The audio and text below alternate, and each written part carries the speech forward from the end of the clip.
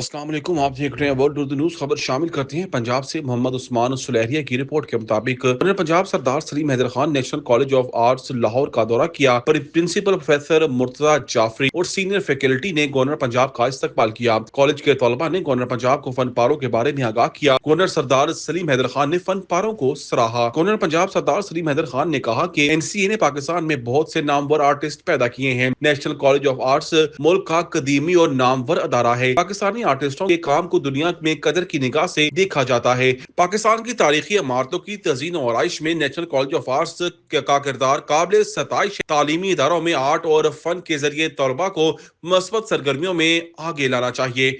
Artist अपनी paintings के जरिए अमन का पैगाम देते हैं। आर्टिस्टों के फन पारे दुनिया में उजागर करके पाकिस्तान में सरमायाकारी का सबब बन सकते हैं। शोबा फन और आर्ट से आने वाली नस्लों को रोशनास करवाने की जरूरत है। तालीमी इदारों मेरिट और शफाफियत मेरी अव्वलीन तरजीह है। तदरीसी और तहकीकी इदारों की हौसला अफजाई और उनको सहूलियात फ्राहम करना हुकूमत की जिम्मेदारी है। हम सबको आर्टिस्टों के काम को सपोर्ट करके दुनिया में इनके काम को उजागर करना है।